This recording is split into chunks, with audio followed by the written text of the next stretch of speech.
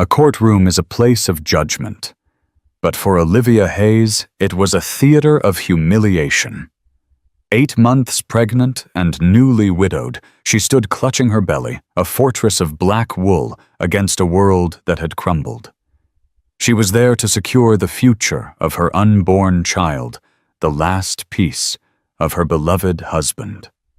But across the aisle, a woman named Sophia Monroe sat, her own subtle swell hidden beneath a silk dress, a triumphant smile gracing her lips. She was the mistress, the secret that had bled out after Daniel's death. And in that cold, silent room, as 2 unborn babies became pawns in a war for a dead man's fortune, no one could have prepared for the truth. A simple piece of paper held a DNA report that would not just end the battle, but burn the very memory of the man they both thought they knew to the ground. The air in the Suffolk County Probate and Family Court was stale thick with the ghosts of 1,000 fractured families. It smelled of old paper floor polish and the faint metallic tang of unshed tears. For Olivia Hayes, each breath was a struggle, a conscious effort to draw this dead air into lungs that felt bruised from the inside. The black maternity dress she wore was simple, elegant, and suffocating. It felt less like clothing and more like a shroud, a constant reminder of the 2 things that now defined her widowhood and impending motherhood. Her hand rested protectively over the tight drum of her stomach, a familiar reflexive gesture that had become her only source of comfort in the 3 months since Daniel's death. The baby, their baby, was a restless flutter beneath her palm, a tiny, insistent life, oblivious to the Cold War being waged in its name. This child was supposed to be the triumphant 3rd act of their love story, the culmination of years of quiet yearning and hushed, hopeful whispers in the dark. Now it felt like the last flickering candle in a hurricane. Daniel. His image was seared behind her eyelids. The easy crinkle of his eyes when he smiled, the solid warmth of his hand in hers, the low timbre of his voice promising her forever. He had been her world, the architect of her happiness.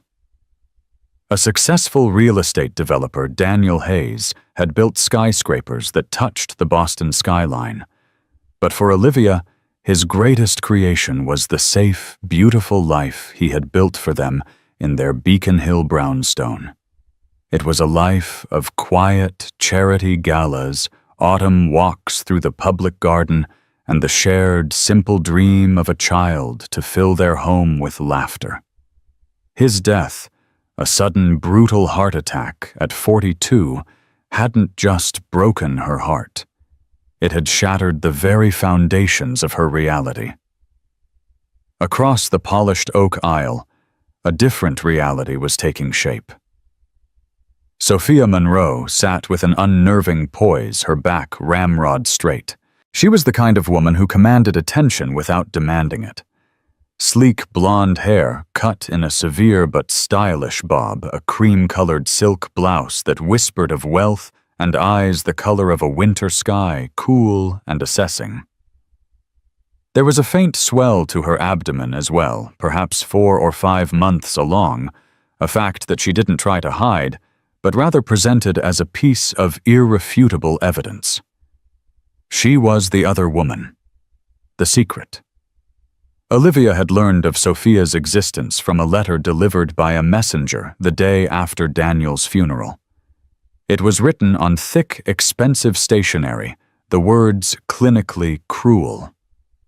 Sophia introduced herself as Daniel's true partner, not just in business. She was a senior VP in his company, but in life. She claimed their affair had been ongoing for 2 years, and that Daniel had been on the verge of leaving Olivia. The baby she carried, she wrote, was the proof of their love, the heir he truly wanted. The letter had been a second more vicious death. Olivia had crumpled it, her body racked with a nausea that had nothing to do with her pregnancy. Denial was a flimsy shield, and it had been shattered by the mountain of evidence Sophia's lawyer, the slick and predatory Garrett Thorne, had since presented: emails, hotel receipts, even a draft of a new will unsigned but damningly clear in its intent to provide for Sophia and her child. Now, in the solemn quiet of Courtroom 4B, they were facing each other for the first time.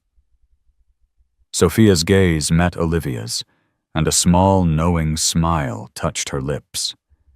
It wasn't a smile of malice, but something far worse: pity. It was the smile of a victor, of someone who knew the game was already won. In that smile, Olivia saw her entire marriage rewritten as a lie, her love story demoted to a pitiable delusion. The grief that had been a constant heavy cloak around her shoulders ignited into a cold, hard flame of anger. She would not break. Not here, not in front of her. Her lawyer, Arthur Vance, a man whose stony demeanor and old-world gravitas seemed carved from the same granite as the courthouse steps, shifted beside her. He was a friend of her father's, a man of few words, but immense presence. He had taken her case without hesitation, his expression a mixture of paternal concern and legal fury. "Stay focused, Olivia," he murmured, his voice a low rumble. "Let Thorne do the talking. Let them show their hand." The Honorable Judge Eleanor Davies entered, a formidable woman with sharp eyes and a no-nonsense air that seemed to suck any remaining warmth from the room. She surveyed the scene before her, the heavily pregnant widow, pale and trembling, the impeccably dressed mistress radiating confidence, and the two opposing lawyers circling each other like wary predators. "We are here today," Judge Davies began, her voice crisp and clear, "to hear the preliminary arguments regarding the contest of the last will and testament of Daniel Robert Hayes. Mr. Thorne, your client is the petitioner. The floor is yours." Garrett Thorne rose, a shark in a tailored suit. He was handsome in a way that felt untrustworthy, his smile too bright, his gestures too smooth. "Your Honor, thank you. This is a simple matter, albeit a tragic one. My client, Ms. Sophia Monroe, was the long-term partner of the deceased. They were deeply in love, building a life and a business together. Mr. Hayes's untimely passing occurred just before he could formalize his intentions to divorce his wife, Mrs. Hayes, and amend his will to reflect his true family." He gestured towards Sophia, who placed a hand on her belly, a perfectly timed piece of theater. "That family, Your Honor, includes the unborn son he was so excited to welcome into the world. We are here to ensure that Mr. Hayes's true heir is not denied his birthright by an outdated document that no longer reflected the reality of his life." Arthur Vance remained seated, his face impassive. He had warned Olivia this would be Thorne's strategy: paint her as the obsolete wife, a relic of a past Daniel had already discarded. Every word was a poisoned dart, and Olivia felt them land, each one piercing the fragile armor she had constructed around her heart. She squeezed her eyes shut, trying to picture Daniel's face, trying to hear his voice, telling her he loved her. But the image was blurry now, tainted by the confident pronouncements of the man across the room. Thorne continued, his voice dripping with synthetic sympathy. "We have evidence emails, sworn affidavits from colleagues that Mr. Hayes was a man torn, but a man who had made his choice. His legacy, his company, his estate. It belongs to the future he was building with Ms. Monroe. To deny her and his son their rightful share would be a profound injustice, a perversion of his final wishes." The word son echoed in the silent room. Sophia was having a boy.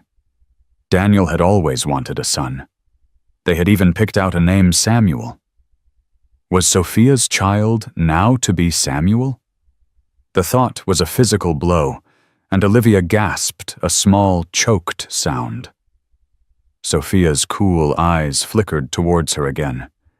The smile was gone, replaced by a look of detached triumph. She had him, that look said. She had his love, his time, his secrets, and now she would have his legacy. Olivia felt the fight drain out of her, replaced by a vast, empty despair. For a moment she believed them. Daniel, her gentle, steadfast Daniel, had lived a double life. She was the fool, the naive wife, left to clutch a belly full of lies. Then she felt it again.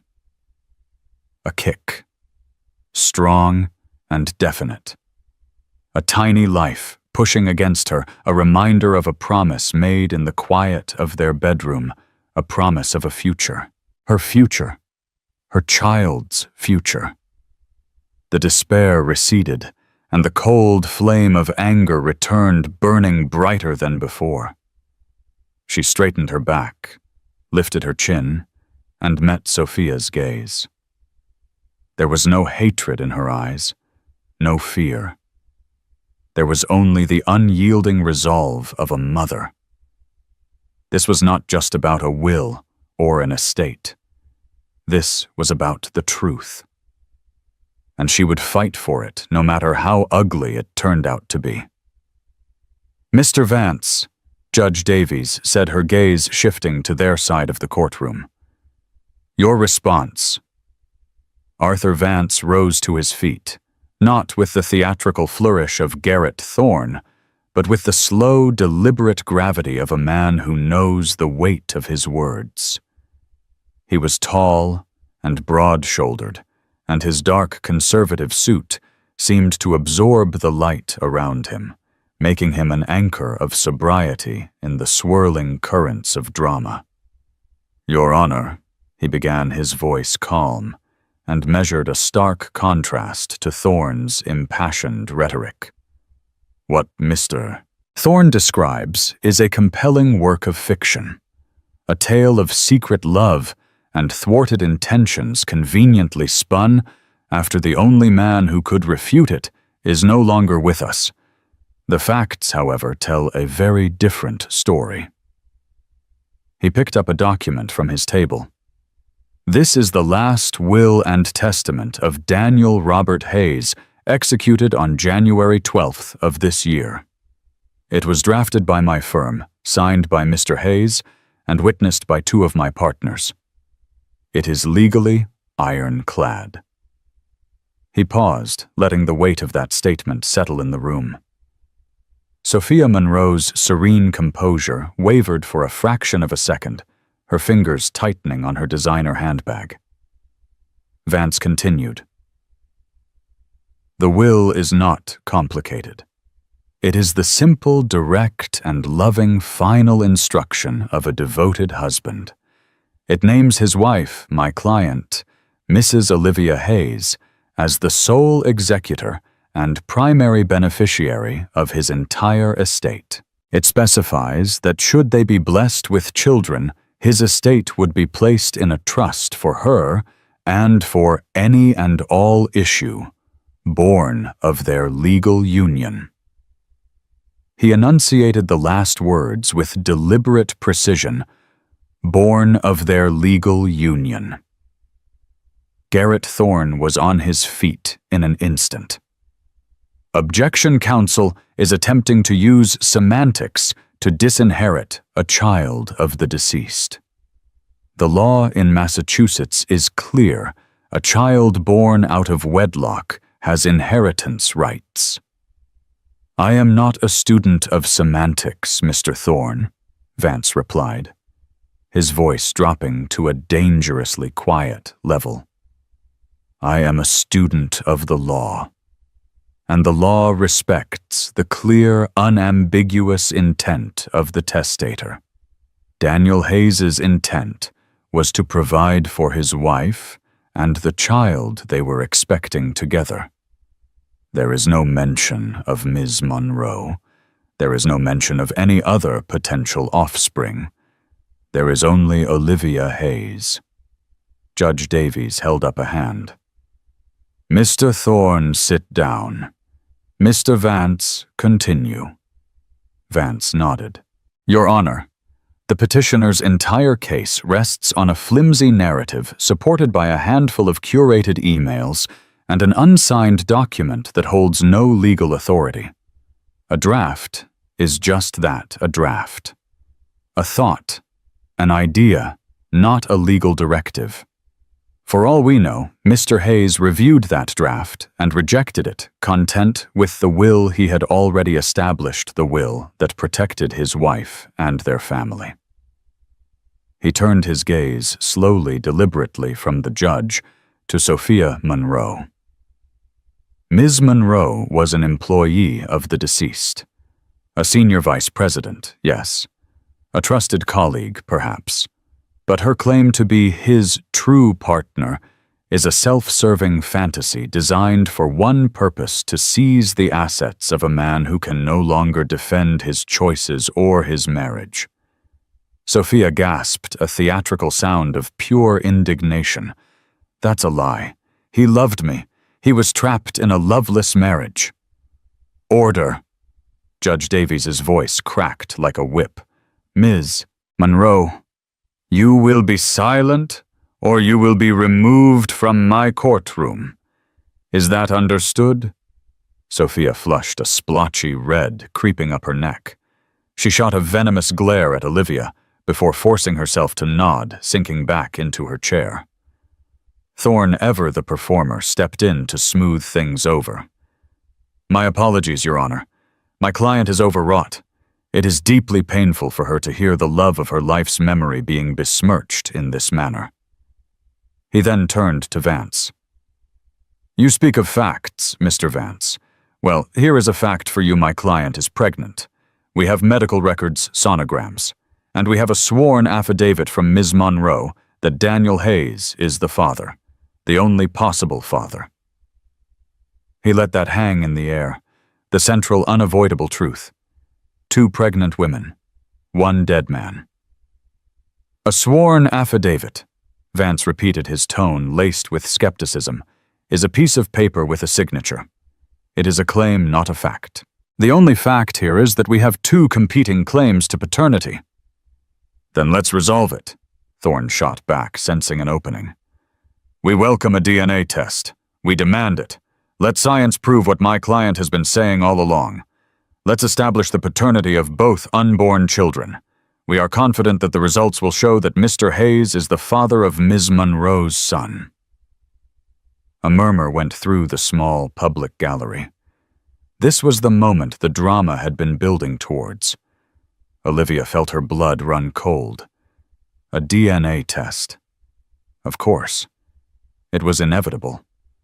But the clinical finality of it, the idea of her baby's most intimate biological truth being exposed and debated in this sterile room, felt like a violation. She looked at Arthur Vance, her eyes pleading. Vance's expression was unreadable. He had discussed this possibility with her. He had told her it was the only way forward. He addressed the judge. Your Honor, while we find the petitioner's claims to be baseless and opportunistic, we do not object to a court-ordered paternity test. The truth is the best defense against fiction. We are fully confident that a DNA comparison will validate Mrs. Hayes's position and expose Ms. Monroe's claim for the fraud that it is. His confidence was a balm on Olivia's raw nerves. He truly believed Sophia was lying. He truly believed Daniel had been faithful. For the first time in weeks, a tiny sliver of hope penetrated her despair. What if Arthur was right? What if this was all a monstrous, calculated lie? Judge Davies nodded her face, set like stone. Very well. The court orders that non-invasive prenatal paternity tests be conducted for both Mrs. Olivia Hayes and Ms. Sophia Monroe. A DNA sample from the deceased Daniel Hayes will be provided by the medical examiner's office. The tests will be performed by an independent court-appointed laboratory, Boston Forensic Specialists. The results will be delivered directly and exclusively to this court under seal. Is that agreeable to both parties? It is your honor, Vance said firmly. Enthusiastically your honor, Thorne added with a smug smile. This hearing is adjourned until the results are available. I expect that will be in approximately 2 to 3 weeks. We will reconvene at that time. The judge struck her gavel, the sharp crack echoing the breaking of Olivia's world. As people began to file out, Garrett Thorne approached their table, his shark's smile firmly in place. Sophia trailed behind him, a silent, triumphant shadow. Mr. Vance, Mrs. Hayes. Thorne began, his voice oozing insincere cordiality. I do hope you'll prepare for the inevitable. It would be so much less messy for everyone if you were to agree to a fair settlement now. Acknowledge Daniel's son, provide for his future. It's what Daniel would have wanted. Before Vance could respond, Olivia spoke, her voice low, but shockingly steady. The only thing my husband would have wanted, Mr. Thorne, is for you and your client to stop desecrating his memory with these lies. Thorne's smile faltered.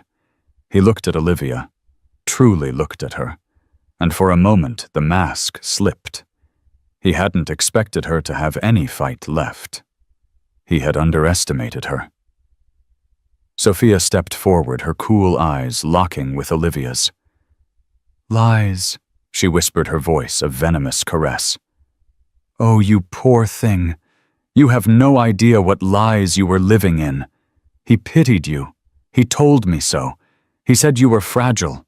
He stayed with you out of guilt, not love. My baby isn't a lie. He's the truth. And the truth is going to take everything from you. Every word was designed to wound, to break her spirit before the battle had even truly begun.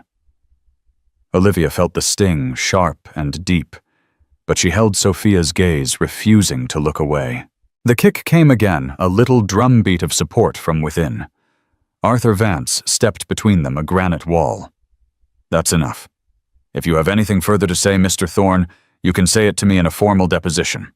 Stay away from my client. Thorne steered Sophia away, but she looked back over her shoulder, her lips curled into that same maddeningly confident smile.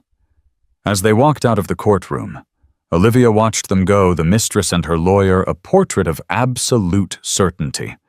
They had no doubt the DNA would prove them right. And as the courtroom doors swung shut behind them, a terrifying thought wormed its way into Olivia's mind. What if their confidence wasn't a bluff? What if Daniel really was the father of Sophia's child? The sliver of hope that had appeared moments before was extinguished, leaving her in a darkness more profound than ever. The Beacon Hill brownstone felt less like a home and more like a museum of a life that was no longer hers. Every object held an echo of Daniel. The worn leather armchair in the study where he'd read the Wall Street Journal every morning, the faint scent of his cedar and bergamot aftershave that still clung to the towels in their bathroom, the half-finished crossword puzzle still on the kitchen counter, his familiar scrawl in the little boxes. For the first few weeks after his death, these echoes had been a comfort. Now they were instruments of torture. Each memory was now tainted with a question mark. When he said he was working late, was he with her? When he bought her flowers, for no reason, was it out of love or guilt? The entire 8-year tapestry of their marriage had begun to unravel, thread by painful thread. The days leading up to the DNA test were a special kind of hell. Time stretched and warped each hour, an eternity of waiting. Olivia drifted through the silent rooms of her home, a ghost haunting her own life. Sleep offered no escape. Her dreams filled with distorted images of courtroom benches and smiling, faceless women. She'd wake with a gasp, her heart pounding, her hand flying to her belly to make sure the baby was still there, still real. One rainy Tuesday afternoon, unable to bear the oppressive silence any longer, she found herself in the nursery. It was almost finished. They had painted it a soft, neutral shade of sage green. A beautiful oak crib, the one Daniel had spent an entire Saturday assembling with painstaking care, stood against the far wall. Tiny, impossibly small clothes were neatly folded in the dresser drawers. It was a room brimming with hope and love. Or it had been. She ran her hand over the smooth rail of the crib, her fingers tracing the wood grain. She remembered the day it was delivered.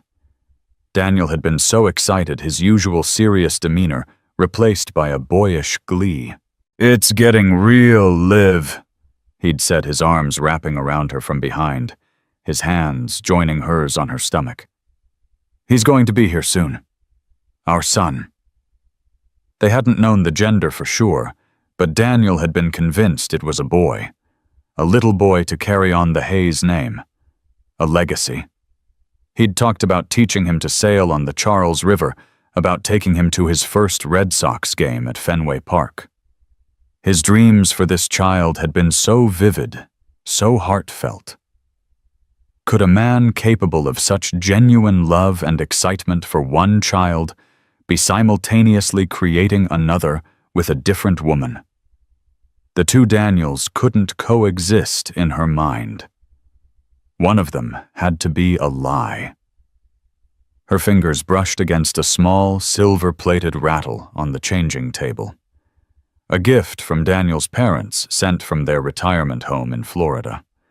The thought of them sent a fresh wave of pain through her. They adored her. They had been devastated by Daniel's death, and the news of the will contestation had utterly bewildered them.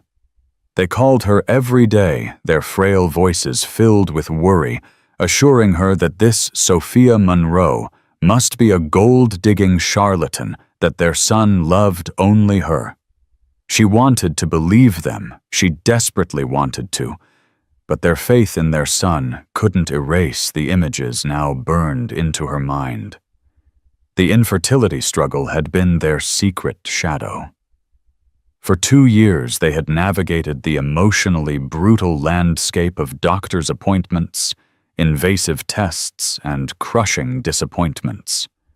It was Daniel's issue, a low sperm count, that made natural conception nearly impossible. The diagnosis had hit him hard. He was a man used to success, to bending the world to his will. Infertility was a failure. He couldn't fix a problem. He couldn't outsmart.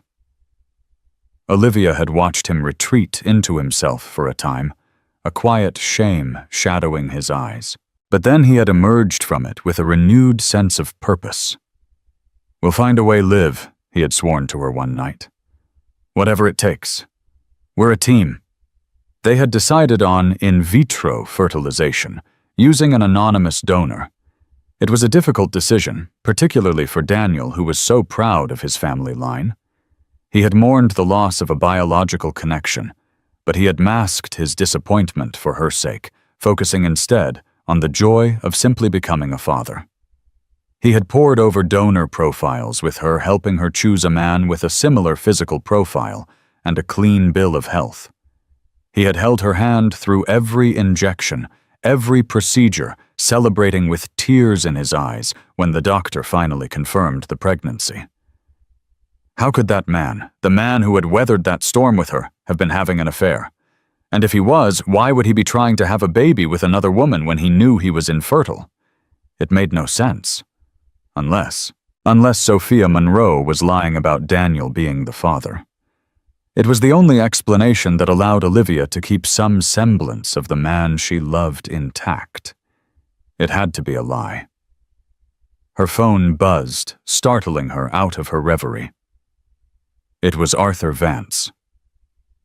"Olivia," he said, his voice its usual steady baritone. "Just checking in. How are you holding up?" "I'm trying, Arthur," she whispered, her voice hoarse. "This house, it feels so empty. I know this is difficult. The waiting is the hardest part, but I need you to stay strong. We submitted our samples to the lab this morning. The process has begun.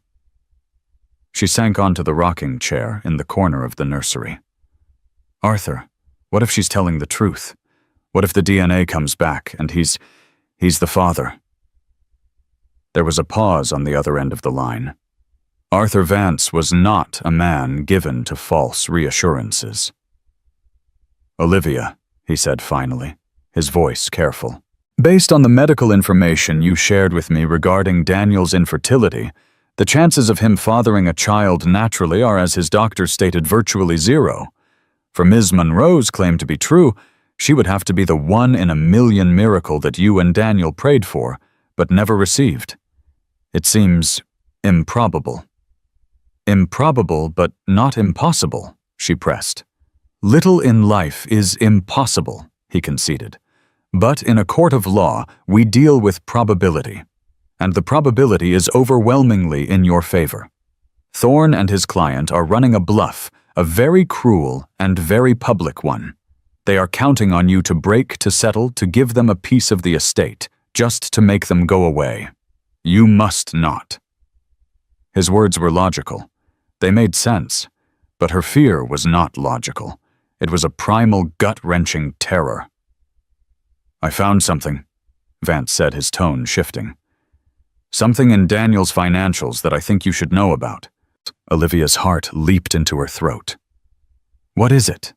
For the past 3 years, Daniel has been making a monthly payment of $5,000 to an account under the name LH Holdings. The payments are regular, consistent, and they stopped the month he died. LH Holdings, I've never heard of it.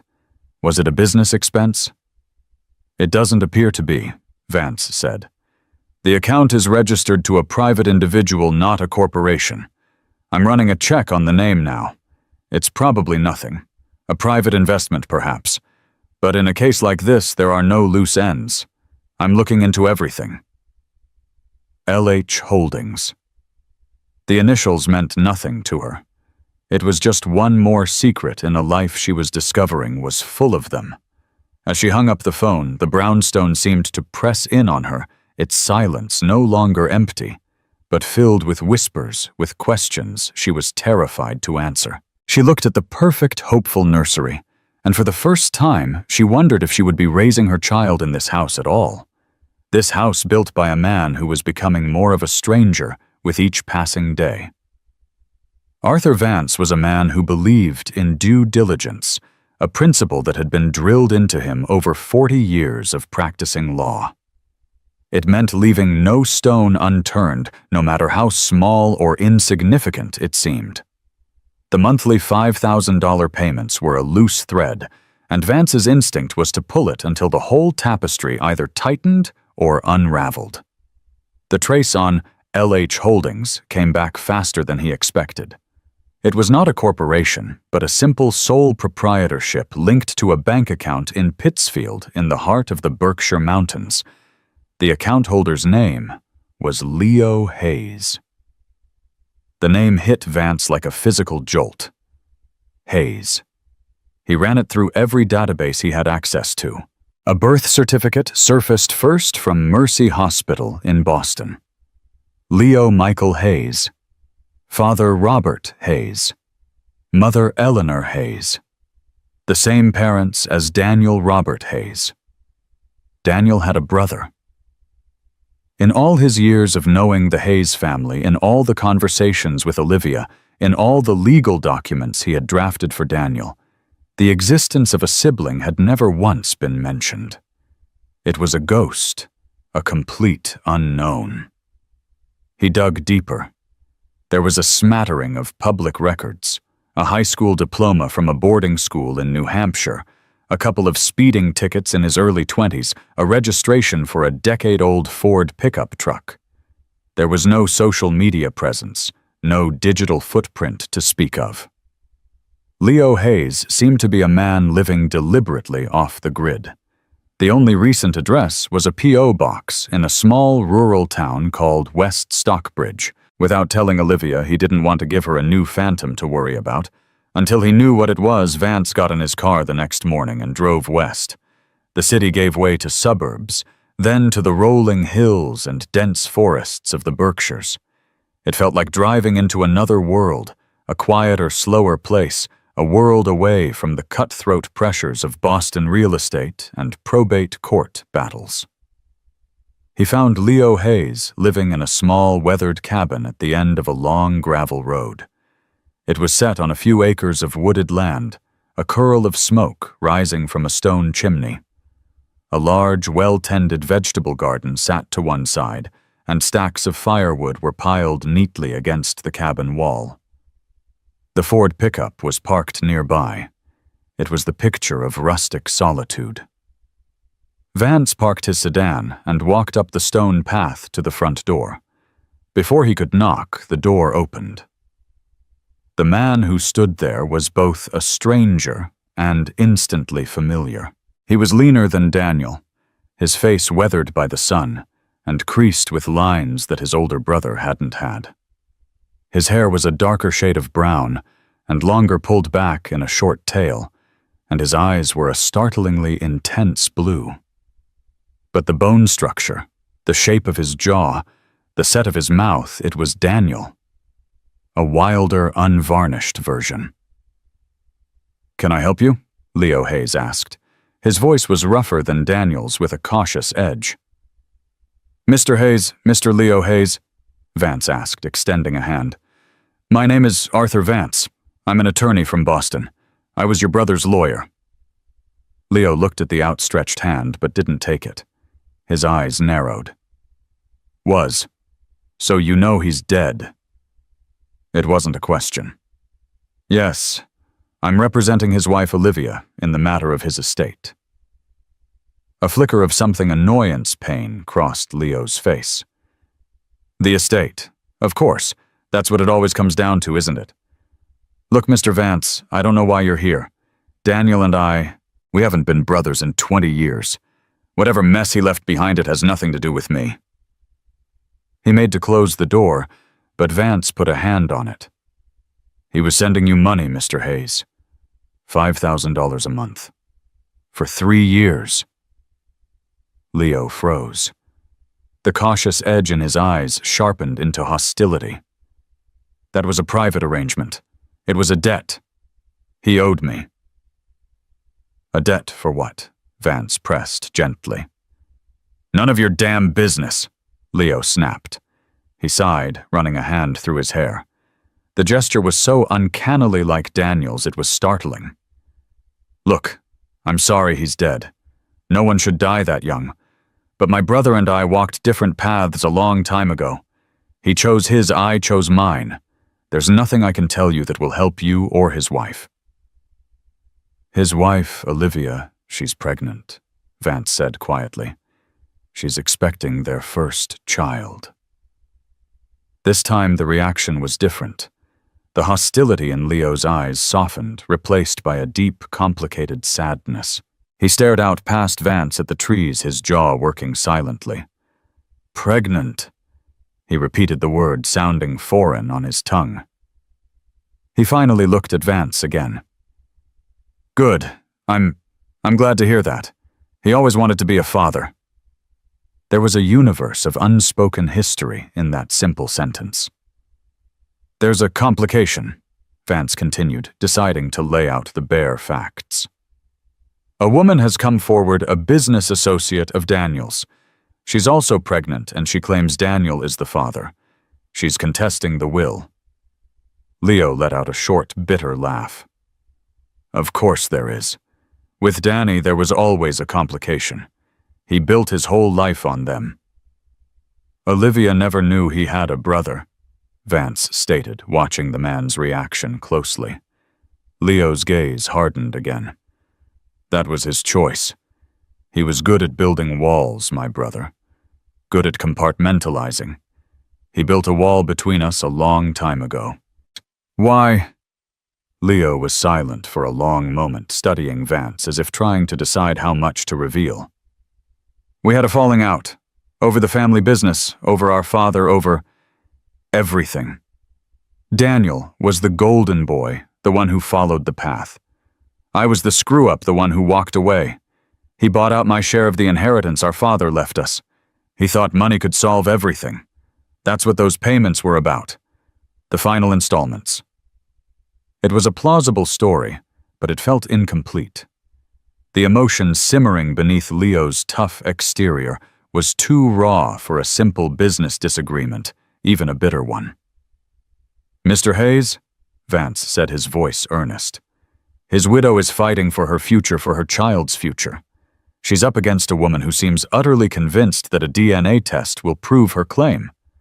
But Olivia and Daniel struggled with infertility for years. It was a diagnosed medical issue. Daniel was told he could likely never have a child naturally. So you see my confusion. One of these stories is a lie, and I have a feeling you might know something that could help me figure out which one it is." Leo stared at him, his blue eyes churning with an internal conflict. He seemed to be weighing 2 decades of resentment against a flicker of some other, older emotion. Loyalty, pity, regret. "The man you knew, Mr. Vance," Leo said finally, his voice low and heavy with meaning. "The one who built skyscrapers and went to charity balls. That was just one version of him. There were others. Be careful which one you go looking for. You might not like what you find." He stepped back and closed the door, leaving Arthur Vance standing on the stone path with more questions than answers. As Vance drove back towards Boston, the image of Leo Hayes was burned into his mind. The resemblance was striking, but the differences were profound. Daniel had been polished steel. Leo was raw iron. Vance knew with a certainty that settled deep in his bones that the $5,000 a month was not for an old inheritance. It was for something else, something current, something secret. And he had a dreadful premonition that this secret was intricately, dangerously woven into the fabric of the battle that was about to reach its climax in a Boston courtroom. Leo Hayes wasn't a ghost from Daniel's past. He was a key to its present. The 3 weeks crawled by for Olivia like a sentence of hard labor. Each day was a mountain to be climbed, each night a valley of fear to be navigated. The brownstone grew more oppressive, the echoes of Daniel more mocking. She finally packed a small bag and moved into the guest room of Arthur Vance's home, where his kind, quiet wife, Eleanor, fussed over her with tea and sympathy, creating a small pocket of peace in the raging storm of Olivia's life. The day they were to reconvene in court dawned gray and ominous, a low, bruised sky hanging over Boston. As Olivia dressed, her fingers fumbled with the buttons on her simple black dress. Her reflection in the mirror was a stranger's, a pale, haunted woman, with dark circles under her eyes, her body distorted by the late stage of pregnancy. She looked fragile, broken. But when she placed a hand on her belly, she felt a surge of strength. She was not just Olivia anymore. She was a mother, a protector, a warrior, whether she felt like one or not.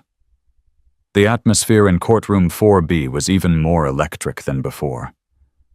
The public gallery was fuller a sign that the gossip columns had caught wind of the salacious Hayes estate battle.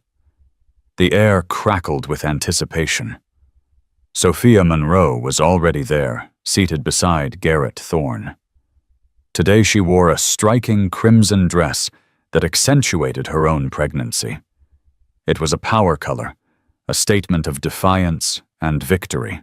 She looked radiant, refreshed, and utterly certain.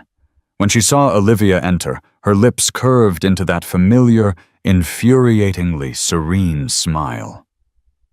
She looked from Olivia's swollen belly to her own, then back to Olivia's face, an unspoken message passing between them. We are connected by him, but only one of us was his future. Olivia took her seat next to Arthur Vance, her hands clenched tightly in her lap. Vance gave her hand a brief, firm squeeze.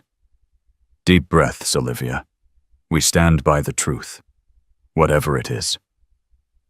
His words were meant to be comforting, but they chilled her. Whatever it is. Even he, her stalwart defender, was preparing for a truth she might not want to hear. Judge Davies entered, and a hush fell over the room. Her face was, as always, an impassive mask. She held a single thick manila envelope in her hand. The seal of the Boston forensic specialists was stamped across the flap in bold red ink. "We are here to review the results of the court-ordered paternity tests," the judge announced, her voice cutting through the tension. "The lab has delivered the report to me this morning. I have it here, and I have not yet reviewed its contents." She placed the envelope on the bench before her, her hand resting on it. The room seemed to shrink. All the air sucked towards that single, innocuous-looking paper object. It held everything: Olivia's future, her child's identity, the final verdict on her marriage. "Before I unseal this," Judge Davies said, her sharp eyes sweeping across the two legal teams, "I want to make it clear. The findings within this report will be considered definitive evidence by this court in determining the question of heirship as it pertains to the will of Daniel Hayes. The court's decision based on these results will be binding. Do both parties understand and accept this?" "We do, Your Honor," Vance said, his voice a solid rock. "We do, Your Honor." Thorne echoed, a triumphant gleam in his eyes. Olivia's heart was a wild drum against her ribs. She could hear the blood rushing in her ears. This was it, the moment of truth. She risked a glance at Sophia. The other woman was staring at the envelope on the judge's bench with an almost hungry intensity. Her confidence was absolute. And in that moment, Olivia knew with a sickening certainty that Daniel had betrayed her.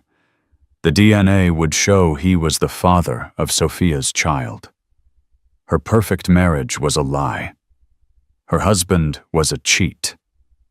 She would have to share his legacy, his memory, his name with this woman and her child for the rest of her life. A wave of dizziness washed over her. She gripped the edge of the table to steady herself. Vance glanced at her, his brow furrowed with concern. She shook her head slightly, forcing herself to stay upright to witness the final destruction of her world. She owed it to her child to see this through, to be standing at the end, no matter how painful the fall. Judge Davies picked up a letter opener, the metallic slide, as she broke the seal deafeningly loud in the silent room. She pulled out a multi-page document, her eyes scanning the first page. Olivia held her breath. The entire courtroom seemed to have stopped breathing with her. Time slowed to a crawl. The judge's expression did not change. Not a flicker of an eyebrow, not a tightening of the lips. She was a perfect, judicial sphinx. She read for what felt like an eternity, her gaze moving from one line to the next. Finally, she looked up, her eyes first, finding Arthur Vance, then Garrett Thorne. "The report is unusual," she said, her voice carefully neutral. "It contains two separate analyses, one for each unborn child compared against the decedent's sample." She cleared her throat. "Mr. Vance, as the representative for the estate and the beneficiary named in the existing will, I will have you read the findings aloud to the court."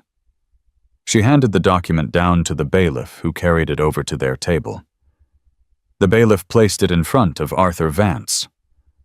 Olivia stared at the papers as if they were a venomous snake. The top page was a dense block of text and numbers full of terms like allele frequencies and genetic markers. Garrett Thorne leaned forward in his chair, a smug smirk plastered on his face. This was his moment of triumph. He had won. Sophia Monroe sat back, a picture of vindication, one hand resting possessively on her stomach. Arthur Vance put on his reading glasses, his movements slow and deliberate. He picked up the report. Olivia watched his face, searching for any hint, any sign of what was to come. But his expression was as unreadable as the judge's. He took a deep breath, and the world held its. He began to read. This document, Arthur Vance began, his voice a calm anchor in the turbulent courtroom, is the paternity test report from Boston. Forensic Specialist's case number 734B regarding the estate of Daniel Robert Hayes. He adjusted his glasses, his gaze fixed on the page.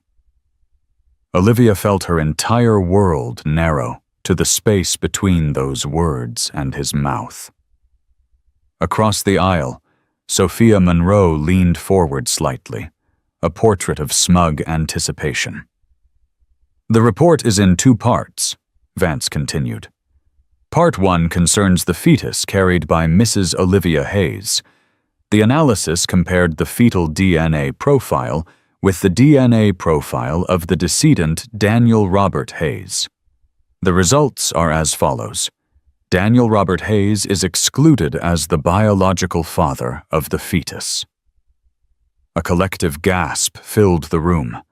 The words hit Olivia like a physical force, stealing the air from her lungs. Excluded. Impossible. A mistake. She looked at Vance in sheer panic, her mind scrambling for an explanation. Sophia's triumphant smile widened a cruel, sharp slash across her face. This was better than she had hoped. However, Vance's voice boomed, silencing the rising murmur. The report contains a further note. It reads, while the decedent is excluded as the father, the fetal DNA shows a significant number of shared genetic markers consistent with a close biological relationship. The probability of an avuncular relationship, that of a biological uncle, is 99.999%. Confusion rippled through the courtroom. An Uncle Daniel was an only child. Vance ignored the commotion, turning to the second page. Part 2 concerns the fetus carried by Ms. Sophia Monroe. Sophia's eyes gleamed. This was her coronation. The analysis. Vance read his voice hard, as Steele concludes that Daniel Robert Hayes is also excluded as the biological father of the fetus. Sophia Monroe's victorious smile froze, then shattered. What? She choked out her voice, a strangled whisper. No, that's impossible. They made a mistake. I'm not finished, Ms. Monroe, Vance said, his cold gaze pinning her to her seat. The report continues. As with the first test, the fetal DNA shows a significant number of shared genetic markers with the decedent. The genetic profile of the biological father is identical to the biological father in the first test. The probability of an avuncular relationship to the decedent is 99.999%. Vance lowered the paper, the silence in the room now absolute and electric. Your Honor, he announced, the report concludes that both unborn children were fathered by the same man, and that man was the biological brother of Daniel Hayes. Chaos erupted. He doesn't have a brother, Sophia shrieked, her composure utterly gone. He was an only child. This is a trick. It is no trick, Ms. Monroe, Vance thundered. Daniel Hayes did have a brother, a younger brother named Leo Hayes, a brother he was estranged from, a brother he kept hidden from his polished Boston life, a brother he had been paying $5,000 a month for the last 3 years. He turned to Olivia, his eyes softening with pity. Olivia, Daniel couldn't bear the thought of the Hayes family line ending. When you decided to use a sperm donor, he couldn't accept a stranger. So he went to Leo. He asked him to be your anonymous donor, paid him for his service and his silence. He lied to you because he wanted you to believe the child was in some small way still his. The baby you are carrying is Daniel's nephew." The truth landed with devastating force. Then Vance rounded on Sophia, his face a mask of contempt. "And you, Ms. Monroe, your scheme was as audacious as it was vile. You discovered Daniel's infertility and his secret brother. You sought Leo out, seduced him, and planned to pass his child off as Daniel's gambling the family resemblance would be enough. A perfect, diabolical plan." He let the accusation hang in the air as Sophia's face crumbled into a mask of horror. She had been exposed in the most spectacular way possible. "Your Honor," Vance concluded, "Ms. Monroe's petition is based on fraud. The will provides for issue born of their legal union. Mrs. Hayes's child conceived through a fertility process within that union is the sole qualifying heir." Sophia let out a terrible guttural sob of defeat. The judge's gavel came down the sharp crack, sealing her fate. "The petition is denied." The aftermath was a quiet, devastating storm. Sophia Monroe's disgrace was swift and total, but for Olivia, the legal victory offered no comfort. She was left to grapple with her late husband's true betrayal, not infidelity, but a profound deception about the very origins of their child, an act of pride that had shattered her reality. Her love for Daniel was now irrevocably tangled with this deep, painful wound. A week later, Arthur Vance arranged a meeting in the Boston Public Library courtyard. Across the table sat Leo Hayes, his face a painful echo of his brother's. He confessed the whole story, how Daniel had begged him to be the anonymous donor to keep the bloodline pure, paying for his silence. He recounted his brief, calculated seduction by Sophia, revealing how they had both been pawns in different games. Staring at the stranger who was her son's biological father, Olivia made a decision. The cycle of secrets would end with her. She told Leo that her son deserved to know his father, to know the truth, a better, more honest truth than the one she had been given. The path forward was uncertain, tangled with the existence of her son's half-sibling. But as Olivia left the courtyard, she was no longer just a widow mourning a flawed man. She was a mother ready to build a new legacy from the ashes of the old one, founded not on lies, but on resilience and a difficult, honest dawn. The gavel falls. A courtroom drama ends. But the story of a life is just beginning. Olivia walked away, not with the perfect life she thought she had, but with a harsh and complicated truth.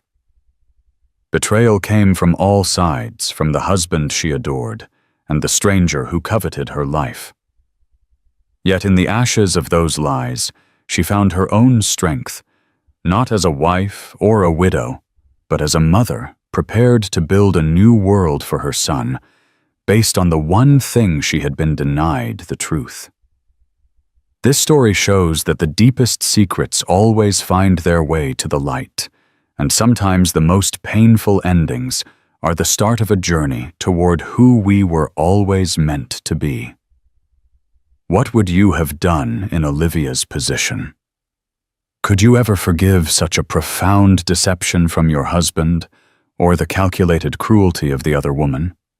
Let us know your thoughts in the comments below. If this story of shocking secrets and a mother's incredible resilience moved you, please give this video a thumbs up. Share it with someone who loves a dramatic tale. And don't forget to subscribe for more real-life stories that will leave you speechless. What happens when a man who has everything makes the worst choice imaginable? He was a king on Wall Street with a beautiful, intelligent wife carrying his first child. But he threw it all away for a younger, more ambitious mistress. He thought he could discard his family and still control the outcome using his power and money to claim his son. But he never foresaw the judge's final shocking verdict, a decision that would not only strip him of his child, but hand the baby his legacy directly to the one man in the world he despised most, his wealthiest and most powerful rival.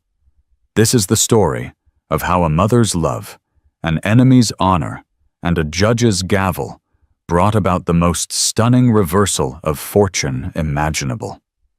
The air in the penthouse on Central Park West was always the perfect temperature, a crisp, climate-controlled 72 degrees that defied the sweltering New York summers and bitter winters. Amelia Sterling thought of it as the air of wealth, filtered, sterile, and unchanging. For 5 years, this had been her life with Ethan Vance. Their marriage was to the outside world as flawless as the panoramic view from their floor-to-ceiling windows. Ethan was a titan in private equity, a shark in a Tom Ford suit, whose name was whispered with a mixture of fear and reverence in boardrooms across the city. Amelia, a talented architect, whose career had been lovingly paused to support his, was the perfect accessory, elegant, intelligent, and impeccably dressed. Their life was a meticulously curated collection of society galas, Hamptons weekends, and dinners at restaurants where reservations were a form of currency. But lately the gilded cage had begun to feel more like a prison. The silence in their sprawling apartment had grown heavy, filled with the unspoken words that hung between them. Ethan was more distant than ever, his phone a permanent extension of his hand, his thumb endlessly scrolling through messages that made him smirk in a way he never smirked at her. "Just work, darling," he'd say the words smooth and practiced. "Closing the Kensington deal." Amelia knew better. She saw the receipts for hotel rooms she'd never stayed in the scent of a strange, cloyingly sweet perfume on his shirts, the late-night board meetings that left him looking smugly satisfied rather than exhausted. She had ignored it, telling herself it was a phase, a symptom of the high-pressure world he inhabited. Then came the news that changed everything. 2 blue lines on a plastic stick. A baby. Their baby. She imagined this would be the anchor to bring him back, the miracle that would mend the growing fractures in their perfect facade. She waited for him to come home, rehearsing the words, her heart a frantic drum against her ribs. When he finally walked in, loosening his silk tie, she couldn't wait any longer. "Ethan," she began, her voice trembling with a mixture of hope and fear. "We're pregnant." The reaction she had dreamed of him lifting her up, of tears and laughter and promises of a new beginning, never came. He simply froze, his handsome face hardening into an unreadable mask. He looked not at her, but through her, his mind clearly miles away calculating. "Okay," was all he said. Not we, just okay. In that single cold word, Amelia felt the floor drop out from under her. The next few weeks were a blur of forced smiles and hollow conversations. He was physically present, but emotionally vacant. He accompanied her to one ultrasound, where he stared at the grainy image of their son on the screen with the detached interest of a man viewing a stock ticker. The breaking point arrived on a Tuesday. Ethan was in the shower when his phone left carelessly on the bedside table, lit up with a name Amelia had seen before on credit card statements: Chloe Decker. A notification popped up, a preview of the message beneath the name. "Did you tell the Ice Queen about us yet? Can't wait to have you all to myself. Your son deserves a mother who actually excites you. XOXO." The air left Amelia's lungs in a painful rush. The Ice Queen. Your son. The casual cruelty of it, the calculated possession, was like a physical blow. The filtered 72-degree air suddenly felt suffocating. She grabbed the phone, her hands shaking, and scrolled. It was all there. A sordid year-long affair laid bare in explicit texts, photos, at lavish resorts, promises of a future that had no place for her. Chloe Decker was a junior analyst at his firm, a 25-year-old with sharp ambition and a ruthless understanding of what men like Ethan wanted, not a partner, but a prize. When Ethan emerged from the bathroom, a towel slung low on his hips, he saw the phone in her hand and the devastation on her face.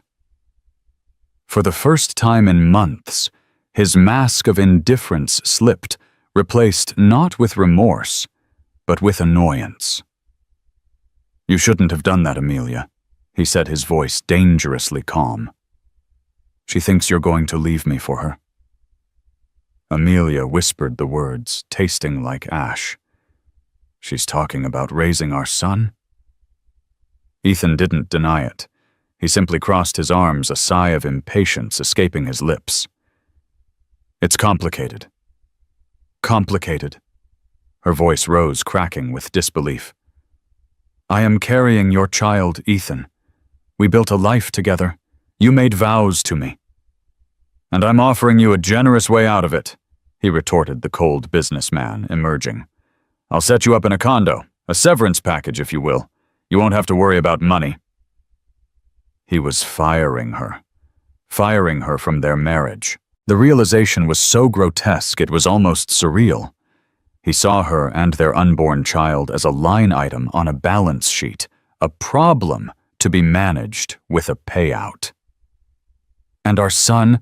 she asked, her voice barely audible. He finally looked at her, then a flicker of something possessive in his eyes. "He's a Vance. He'll be with me. Chloe is wonderful. She'll be a fantastic stepmother." In that moment, Amelia Sterling, the poised wife of Ethan Vance, ceased to exist. In her place was a mother, and a primal, ferocious instinct took root in her heart. He was not just leaving her, he was trying to steal her child. He had mistaken her quiet dignity for weakness. He was about to learn just how wrong he was. "Get out," she said, her voice low and shaking with a rage she didn't know she possessed. He laughed, a short, humorless bark. "My dear, this is my apartment. You're the one who will be leaving." He turned his back on her, dismissing her, and began to get dressed.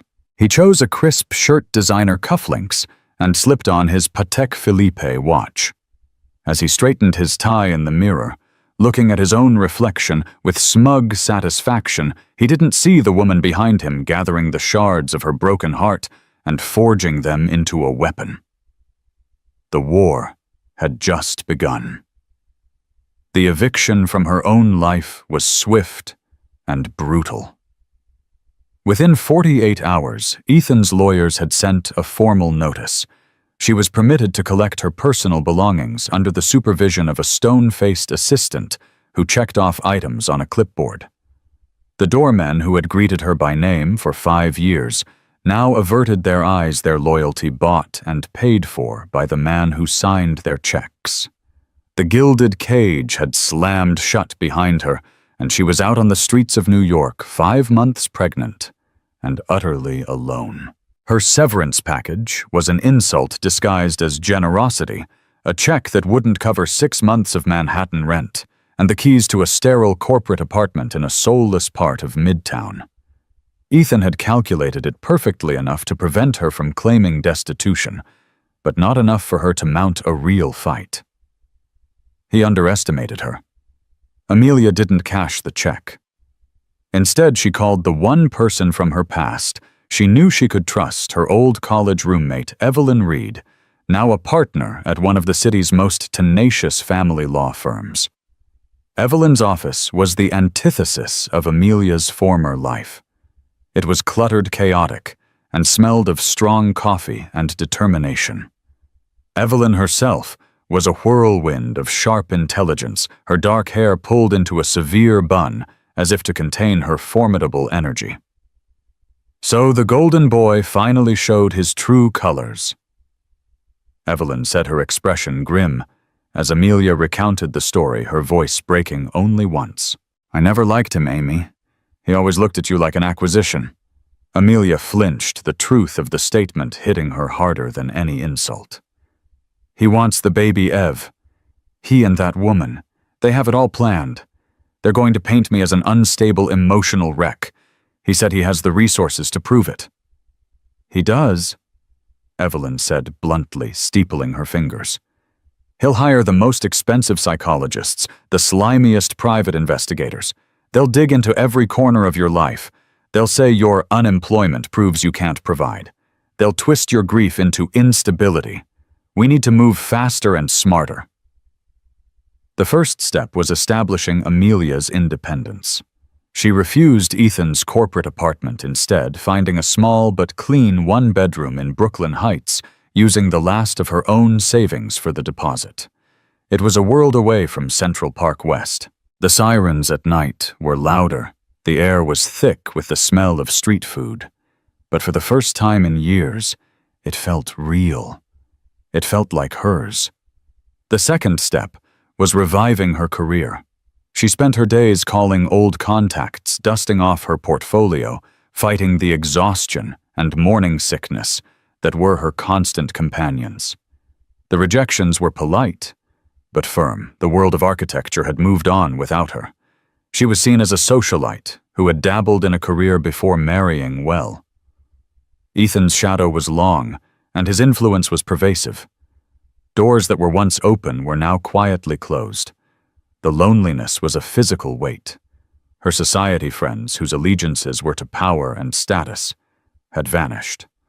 Her own parents, living a quiet life in Ohio, were supportive, but unable to comprehend the scale of the battle she was facing. The nights were the worst spent staring at the ceiling of her unfamiliar bedroom, one hand resting on her swelling belly, whispering promises to the tiny life within her. "I will not let him take you," she would murmur into the darkness. "I will protect you." Ethan and Chloe, meanwhile, were flaunting their new life. They were photographed at charity events, Chloe draped in diamonds and couture, looking every bit the triumphant successor. An article in a high society magazine featured them in their penthouse, speaking of their whirlwind romance and their excitement for the future. There was a single sanitized mention of Ethan's amicable separation. The article included a quote from Chloe. "I've always wanted to be a mother. I believe a child needs a stable two-parent home filled with love and positive energy, and that's what Ethan and I will provide." The words were a dagger in Amelia's heart. They weren't just erasing her, they were rewriting history, casting her as the obstacle to their perfect family. Evelyn fought back with legal filings and injunctions, but it was like trying to stop a tsunami with a bucket. Ethan's legal team was a behemoth, burying them in paperwork, filing motion after motion designed to drain Amelia's resources and her will to fight. One rainy afternoon, feeling particularly hopeless. After another door was shut in her face, Amelia sat in a small cafe near her apartment, nursing a cup of herbal tea. Her phone buzzed. It was an unknown number with a familiar area code. She almost ignored it, but something compelled her to answer. Amelia Sterling. The voice was deep calm and instantly recognizable, though she hadn't heard it in over a decade. "Yes, who is this?" "It's Julian Davenport." Amelia's breath hitched. Julian Davenport. The name echoed from her and Ethan's past. He had been Ethan's business partner, the brilliant co-founder of their first firm. They had been the golden boys of their generation until a bitter, acrimonious split left them as the fiercest of rivals. Julian had gone on to build an empire that dwarfed Ethan's, a quiet, formidable force in global finance. He was richer, more respected, and the one man Ethan truly feared. "Julian," she managed to say, her mind racing. "How did you get my number?" "I have my ways," he said, and she could almost hear a faint smile in his voice. "I read about your situation. I wanted to say, I'm sorry for what you're going through. Ethan can be a brute." "That's an understatement," she said, a bitter laugh escaping her. There was a pause. "I also called for another reason. he said, his tone shifting from personal to professional. "I'm heading a new philanthropic foundation. We're building a state-of-the-art children's wing for the city hospital. The project needs a lead architect with vision and integrity. Your name came to mind? I remember your university thesis on therapeutic design. It was brilliant." Amelia was stunned into silence. He remembered her thesis from 15 years ago. No one, not even Ethan, had ever mentioned it after graduation.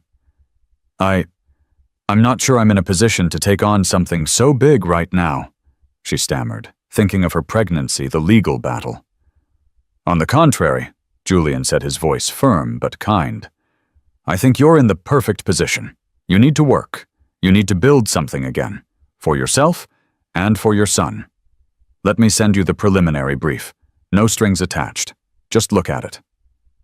Before she could protest further, he had wished her well and hung up. A few minutes later, a detailed email arrived. It was the project of a lifetime, a chance not just for a job, but for a resurrection. As she scrolled through the blueprints and mission statement, a single powerful thought cut through her despair. Julian Davenport wasn't just offering her a job, he was offering her a lifeline. And in a war against Ethan Vance, there was no more powerful ally she could possibly have. The game was about to change. The Davenport Tower was an elegant shard of steel and glass that pierced the Manhattan skyline, a monument to the quiet, unshakable power of its creator. Walking into the lobby felt like entering a different universe from the noisy streets of Brooklyn. The air was still, the silence punctuated only by the soft clicks of heels on Italian marble. It was a world of calm, controlled strength. It was Julian. Julian Davenport in person was even more formidable than she remembered. The boyish charm from their university days had matured into a commanding presence. He had kind eyes, but they missed nothing. He greeted her not with pity, but with respect, shaking her hand firmly and guiding her to a conference room with a view that rivaled Ethan's, though it felt less like a conquest and more like a vantage point. "The board was unanimous," he said, sliding a contract across the polished mahogany table. "The job is yours if you want it." Amelia looked at the salary and the resources allocated to the project. It was more than generous. It was a statement. It was enough to fund her legal battle for years to come. It was a suit of armor.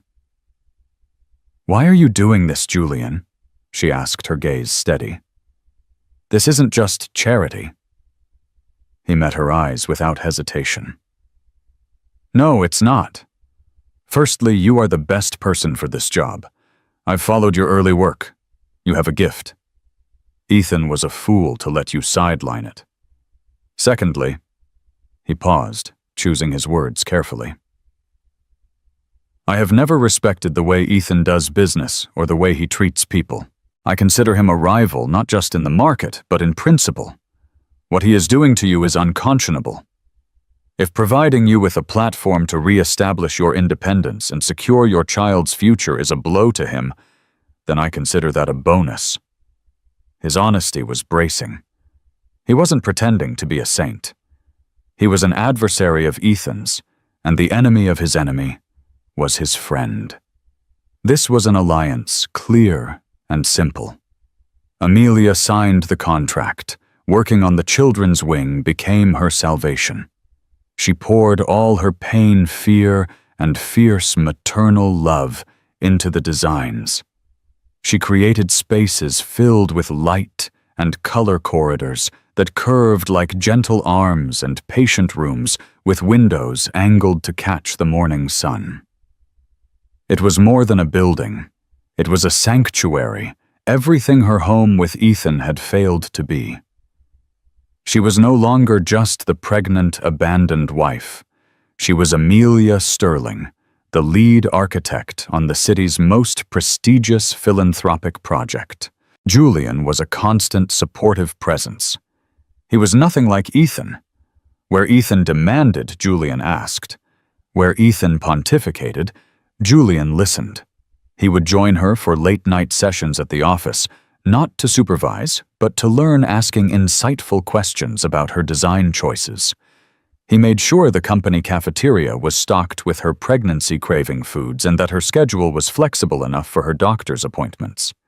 He treated her not as a damsel in distress, but as a valued colleague. Ethan was predictably enraged. He saw Julian's hiring of Amelia as a direct attack. The legal skirmishes intensified. His lawyers now painted her as a neglectful mother-to-be, working long hours for Ethan's sworn enemy, a man who was clearly manipulating her. Mr. Davenport is using Ms. Sterling as a pawn in his corporate war with my client. Ethan's lawyer, a pinstriped viper named Marcus Thorne, argued in a preliminary hearing. He has brainwashed her, creating a stressful environment that is undoubtedly harmful to the unborn child. Evelyn Reed countered with surgical precision.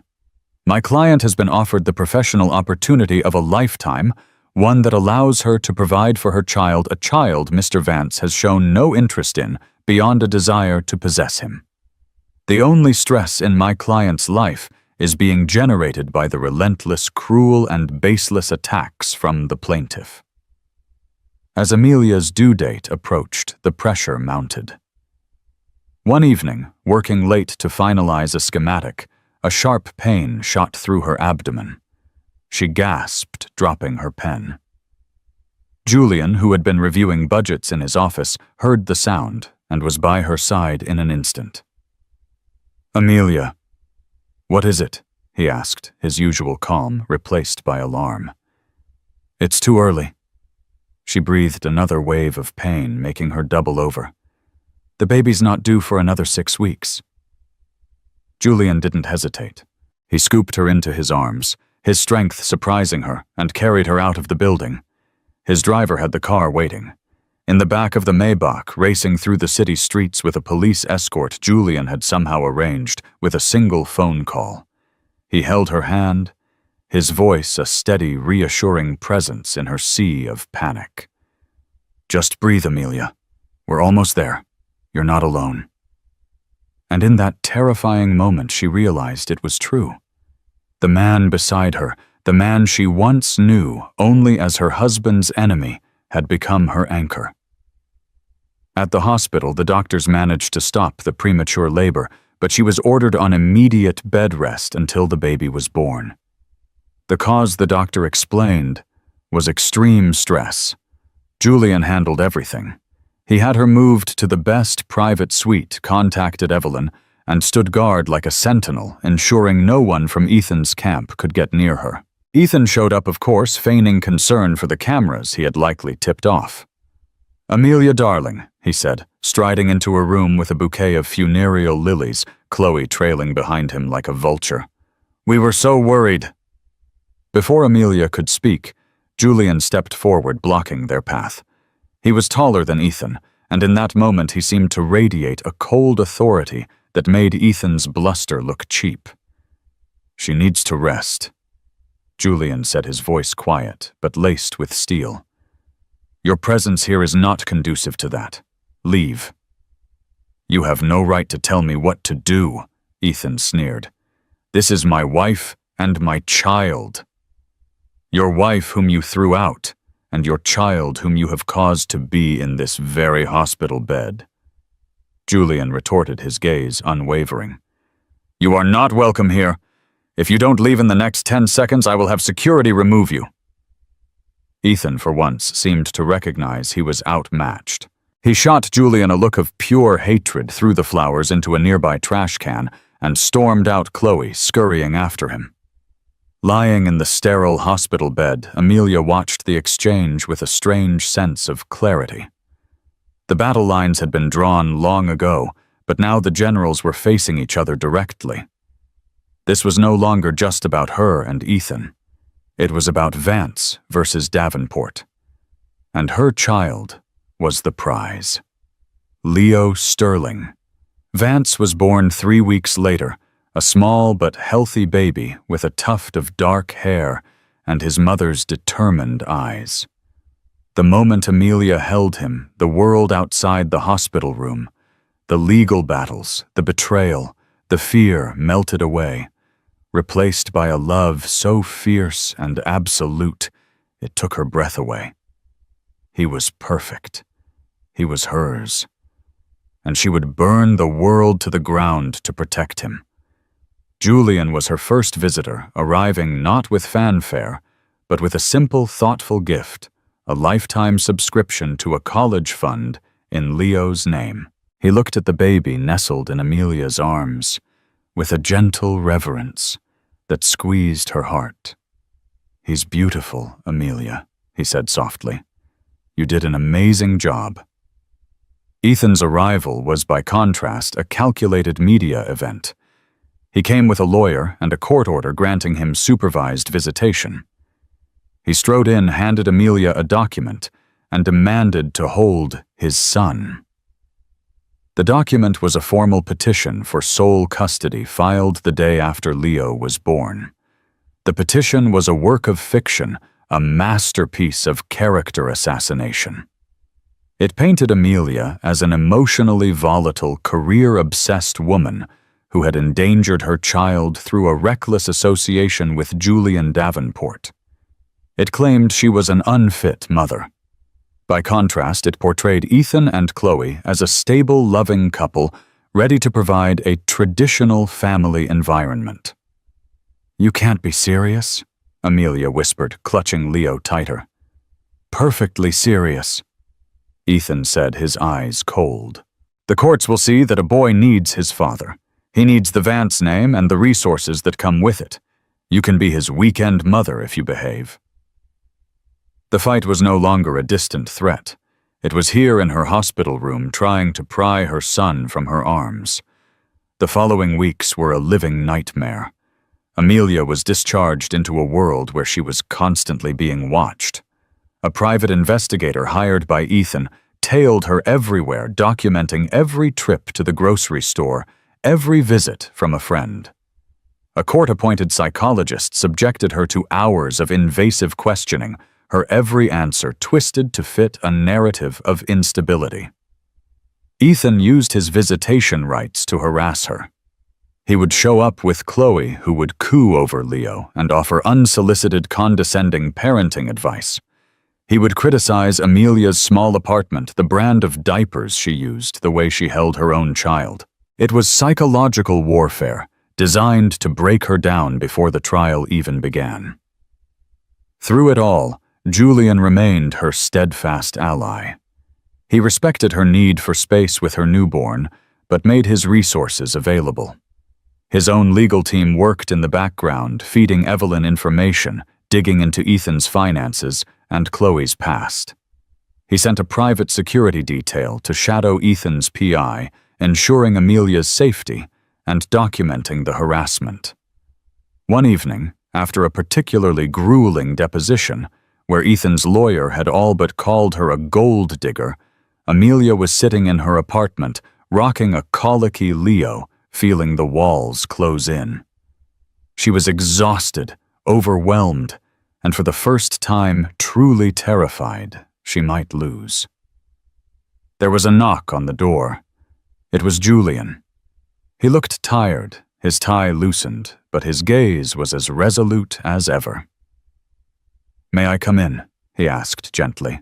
She nodded, and he stepped inside his large frame, making the small living room seem even smaller. He didn't sit down. He just watched her for a moment, his expression a mixture of anger and compassion. "Evelyn told me what happened today," he said, his voice tight.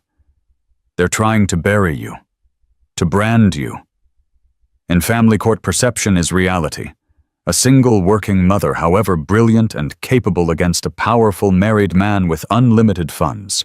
The odds are not in our favor. It's not fair, but it's the truth." "So, what do I do, Julian?" she asked, tears welling in her eyes. "What else can I do?" He took a deep breath, and what he said next would alter the course of all their lives. "We change the perception," he said, his voice low and serious. We change the entire equation. Ethan wants to argue that he can provide a stable two-parent home, so we give them one they can't possibly compete with. Amelia stared at him, confused. What are you talking about? He finally met her eyes, and the intensity in his gaze was staggering. Amelia, marry me. She was so shocked she almost dropped the baby. What, Julian? That's insane. You can't be serious. I have never been more serious in my life, he insisted, stepping closer. Think about it not as a romance, but as a strategic merger, a partnership. As my wife, you are no longer a struggling single mother. You are Mrs. Amelia Davenport. Your resources become my resources, which are without arrogance effectively unlimited. My home becomes your home. My legal team becomes your legal team. He knelt down, not in a romantic gesture, but to be at eye level with her and her son. Ethan is fighting you with the image of a powerful, wealthy family. We will present the court with an image of a family so powerful, so stable, and so devoted to Leo's well-being that Ethan's entire case crumbles into dust. He wants to play a game of power. We will show him what real power looks like. It won't be a marriage of love, Amelia. It will be a marriage of protection, a fortress for you and for Leo. She looked from Julian's deadly serious face to the sleeping baby in her arms. It was a crazy, unthinkable, audacious plan. It was a lie, a performance for a judge. But it was also a lifeline, a battering ram against the prison Ethan was building around her. He was offering her the one thing Ethan had used against her unassailable strength. This is not a proposal of the heart, Julian continued, as if reading her mind. There are no romantic expectations. It is an alliance. You would be free to live your life.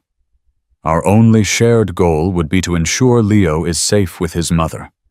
When the custody is secured and you feel safe, we can quietly dissolve it. No one ever has to know. Amelia looked at her son, his tiny chest rising and falling, his face a perfect picture of innocence. For him, she would do anything. She would walk through fire. She would make a deal with the devil, or in this case, her husband's richest rival. Her decision was made. Okay, Julian, she said, her voice clear and steady. I'll marry you. The wedding was a quiet, discreet affair at City Hall, a world away from the lavish ceremony where she had pledged her life to Ethan. The only attendees were Evelyn Reed and Julian's most trusted lawyer, who served as witnesses. Amelia wore a simple cream-colored dress, and Julian a perfectly tailored navy suit.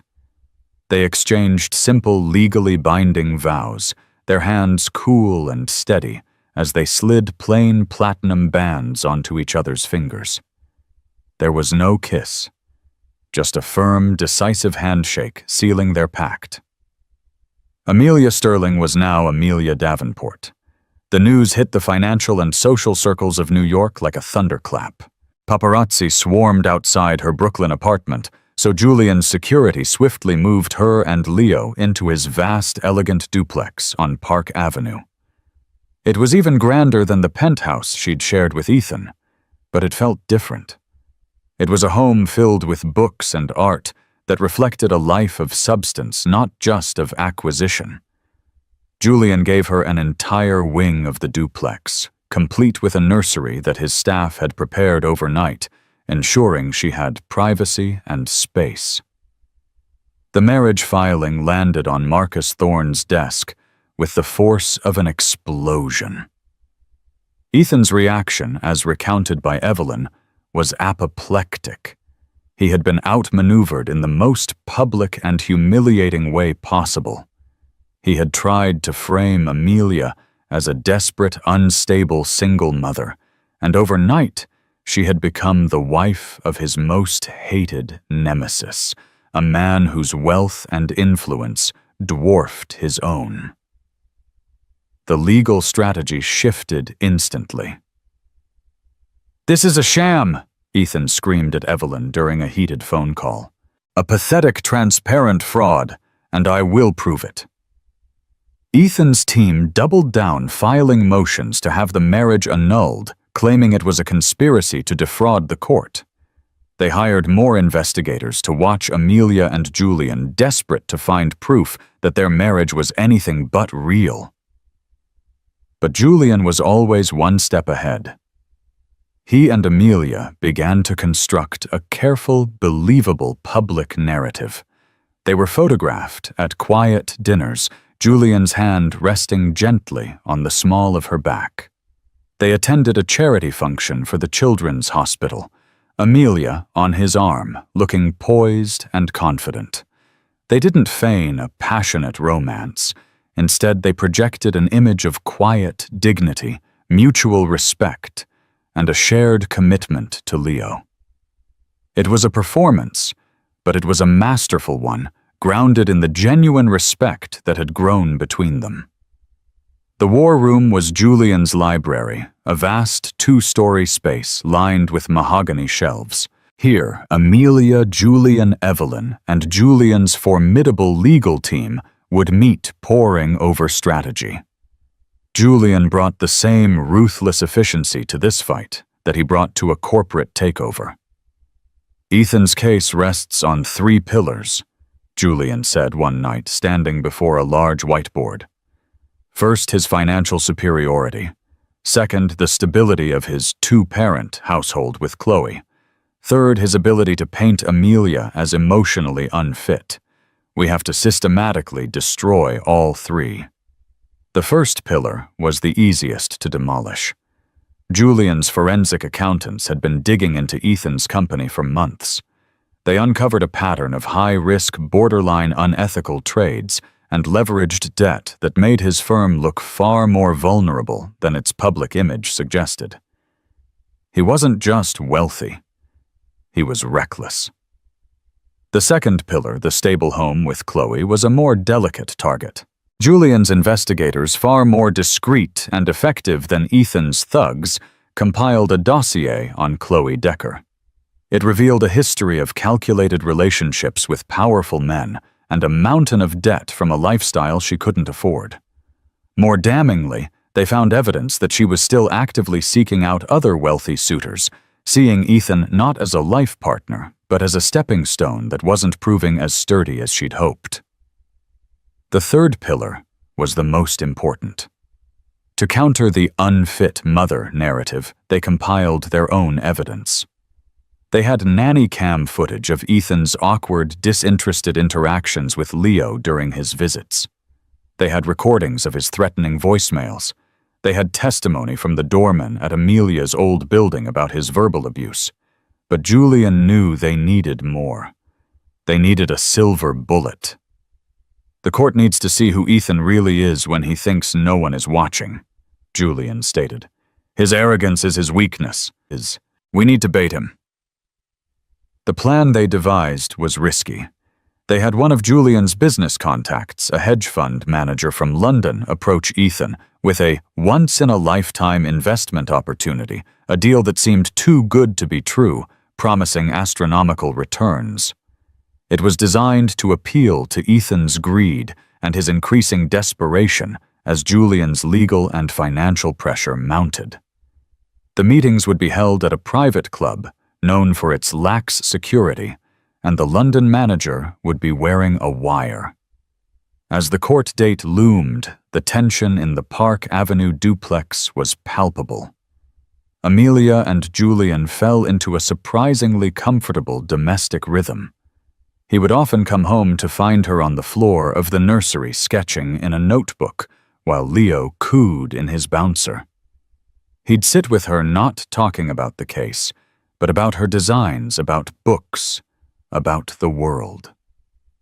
In these quiet moments, the lines between their strategic alliance and a genuine friendship began to blur. Amelia found herself admiring his integrity and his fierce loyalty. Julian, in turn, was in awe of her resilience and the depth of her love for her son.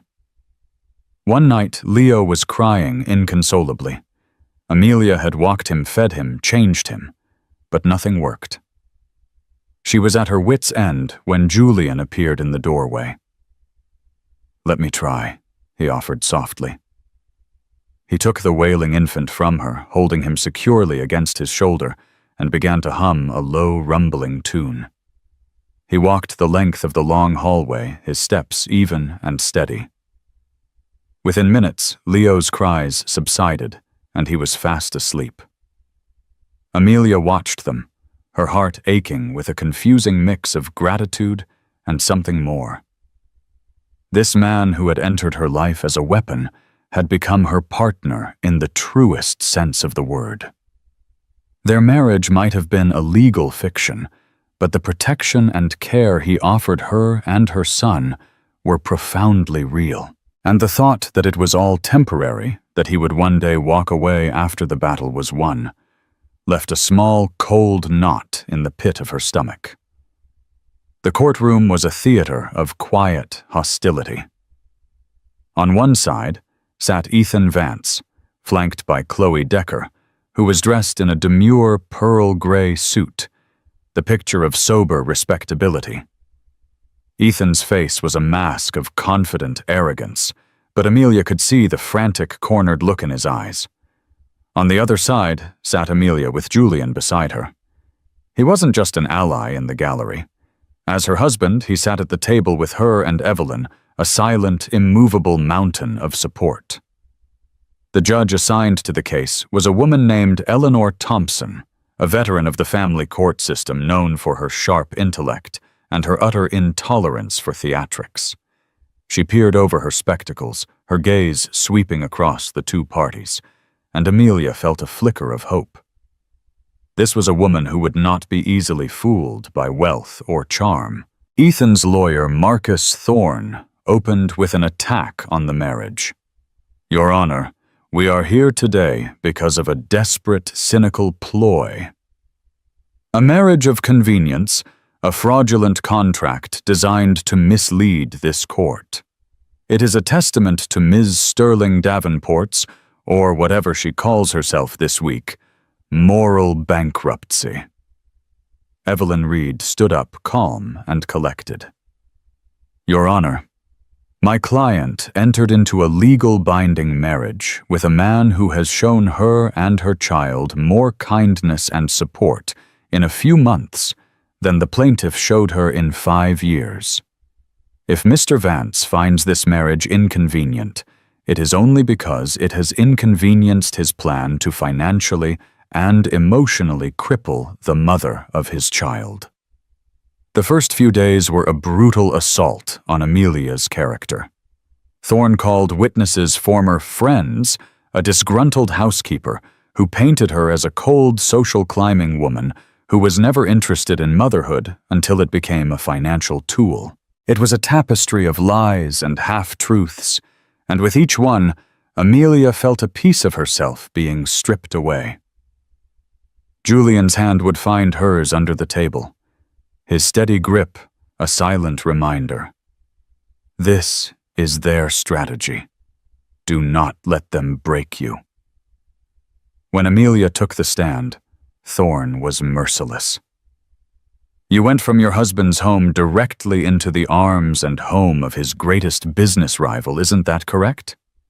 "I accepted a job from an old acquaintance who believed in my talent," Amelia replied, her voice steady. "A job or an inducement, a down payment for your testimony against your former husband." "Objection," Evelyn snapped. "Counsel is testifying." "Sustained," Judge Thompson said, her eyes narrowed at Thorne. "Tread carefully, Mr. Thorne." Thorne shifted his attack. "Isn't it true that you put your career and your new relationship above the needs of your newborn, even causing yourself to go into premature labor due to the stress of your demanding new job?" Amelia looked directly at the judge. "The only stress that endangered my child was the constant harassment and threats from my ex-husband. Mr. Davenport saved my life and my son's life by getting me to the hospital. He has done nothing but provide a safe and stable environment for us ever since." Then came the turning point. Evelyn Reed called her first witness the hedge fund manager from London. He recounted his meetings with Ethan. Then Evelyn played the audio recordings from the wire. The courtroom was silent as Ethan's voice filled the space, arrogant, boastful, and utterly damning. "The kid," Ethan's voice said with a dismissive laugh. "He's a legacy asset. My name, my bloodline. I can't have him raised by some washed-up architect and my sanctimonious prick of a rival. It's about appearances, my friend. Control. As for the mother, she'll be taken care of. Once I have the boy, she's irrelevant." There was another clip, even more chilling. Chloe. She plays her part. She understands the value of the Vance brand. Is she mother material? Who cares? We'll have a team of the best nannies money can buy. The boy won't want for anything. This is a business transaction and I will not lose.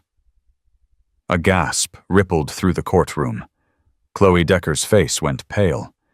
Ethan looked as if he had been physically struck. His eyes darting towards Judge Thompson, whose expression was now carved from ice. Evelyn wasn't done. She submitted the forensic accountant's report detailing the precarious state of Ethan's firm. She presented the file on Chloe, including text messages where she complained about having to play mommy, and inquired about the net worth of a recently divorced tech billionaire. The final witness was Julian. He took the stand, his presence commanding the room. Thorne tried to paint him as a vindictive puppet master. "Mr. Davenport, you orchestrated this entire affair, didn't you?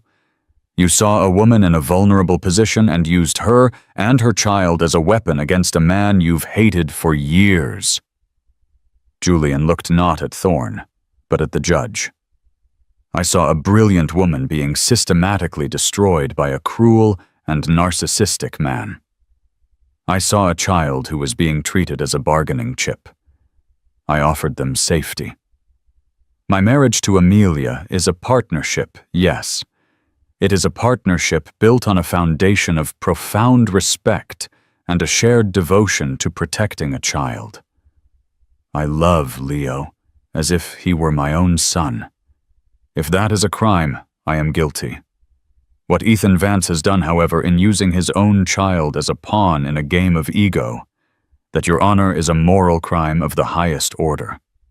His words hung in the air, simple, direct, and devastatingly sincere. Finally, Judge Thompson spoke, her voice cutting through the tension. "Mr. Vance, do you have anything to say in your own defense?" Ethan stood sputtering, a desperate man watching his world burn down. "This is a setup, a conspiracy. They twisted my words." Judge Thompson simply stared at him, her expression one of utter disdain. "Thank you, Mr. Vance. You may sit. I have heard enough. I will deliver my ruling tomorrow morning at 10. The air in the courtroom the next morning was thick with a final unbearable tension. Amelia sat between Julian and Evelyn, her hands clasped so tightly her knuckles were white. She hadn't slept. Across the aisle, Ethan sat alone. Chloe Decker was gone. The moment the previous day's session had ended, she had walked out of the courtroom without a backward glance and disappeared from his life. He looked smaller, diminished, the swagger gone, replaced by a pallid, desperate fear. Judge Thompson entered and took her seat, her face grim. She wasted no time on pleasantries. She looked directly at Ethan. "Mr. Vance," she began, her voice ringing with judicial authority. "In my 15 years on this bench, I have seen a great deal of conflict.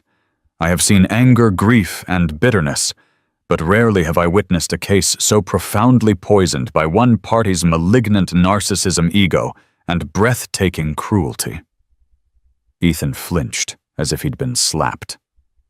"You have used your considerable resources not to co-parent but to terrorize. You have treated your own infant son not as a child to be loved, but as a legacy asset, a prize to be won. You have lied, you have manipulated, and you have shown a callous disregard for the well-being of the very child you claim to want to protect. Your conduct has been, to put it mildly, monstrous." The judge paused, letting the weight of her words settle. She then turned her gaze to Amelia. "Ms. Davenport," she said, her tone softening almost imperceptibly. "You have endured a trial by fire. You have been subjected to a campaign of humiliation and intimidation that would have broken most people. Yet you have conducted yourself with unwavering grace, courage, and a fierce, palpable love for your son. You sought to protect him not as a possession, but as a human life entrusted to your care." The judge picked up her gavel. "Therefore, the court's decision is as follows. The petition for sole custody by the plaintiff, Mr. Ethan Vance, is denied. The request to annul the marriage of Mr. and Mrs. Davenport is denied. The court grants sole legal and physical custody of the minor child, Leo Sterling Vance, to his mother, Amelia Davenport." A sob of pure, unadulterated relief escaped Amelia's lips. Julian's arm wrapped around her, holding her steady. But the judge wasn't finished. She looked back at Ethan, her eyes like flint. "Furthermore, Mr. Vance, your visitation rights are hereby suspended, pending a comprehensive psychological evaluation and court-mandated anger management and parenting courses. Any future visitation will be, for the foreseeable future, strictly supervised. You are also ordered to pay Ms. Davenport's legal fees in their entirety. Finally, a restraining order is issued. You are to remain at least 500 yards from Ms. Davenport and the child at all times outside of pre-arranged supervised visits." She banged the gavel. The sound echoed like a gunshot, signaling the end of the war. Ethan Vance sat stunned, his face ashen. He had lost everything. His son, his mistress, his reputation, and as the financial reports Julian's team had leaked to the press would soon ensure his company. He was ruined completely and utterly. He had chosen his mistress over his pregnant wife, and in the end, the judge had handed his son's future to his richest rival. Weeks later, a life in the Park Avenue duplex had found a new, peaceful rhythm. The legal battle was over, the threat of Ethan gone. One evening, Amelia found Julian in the library, staring out at the glittering city lights. "The agreement was that we would dissolve this after the trial," Amelia said softly, her heart pounding. Julian turned to face her. The look in his eyes was not that of a business partner at the end of a successful merger. It was something deeper, something she had been afraid to name. "The agreement was a means to an end, Amelia," he said, his voice quiet. "The end was to protect you and Leo. But along the way, this has stopped feeling like an agreement to me. This has started to feel like a family." He took a step closer, his gaze searching hers. "I know this was not a proposal of the heart, but my heart is in it now, Amelia. Completely. What started as a strategy has become my truth. I love you, and I love our son." He said, "Our son." Tears streamed down Amelia's face, not of sorrow or relief, but of a profound, unexpected joy. The fortress they had built to protect her son had become a home. The man who had been her shield had become her partner in every way that mattered. "This started as a lie to a judge," she whispered, her voice thick with emotion. "But I think it's the truest thing in my life." He closed the distance between them, and when he kissed her, it wasn't a handshake or a pact. It was a promise. It was the beginning of a new chapter, one not built on a perfect facade, but on the rubble of a broken past forged in loyalty, respect, and a love that had risen from the ashes stronger and more real than anything either of them had ever known before. The story of Amelia, Ethan, and Julian is a powerful reminder that true wealth isn't measured in stock portfolios or penthouse views, but in integrity, loyalty, and love. It's a story about the incredible resilience of a mother, the shocking consequences of betrayal, and the unexpected places we can find our true allies. Ethan Vance learned the hard way that character is destiny, and his lack of it led to his ultimate downfall. Amelia, on the other hand, found that by fighting for her son, she ended up rebuilding her own life into something more beautiful and authentic than she could have ever imagined. What would you have done in Amelia's position? Could you have made such a bold and risky alliance to protect your child? Let us know your thoughts in the comments below. If this story of karmic justice and a mother's unshakable strength moved you, please give this video a thumbs up. Share it with someone who needs to hear a story of hope and resilience, and make sure you subscribe to our channel for more true-to-life dramas that will leave you on the edge of your seat. Don't forget to ring that notification bell so you never miss a single story. Thank you for watching.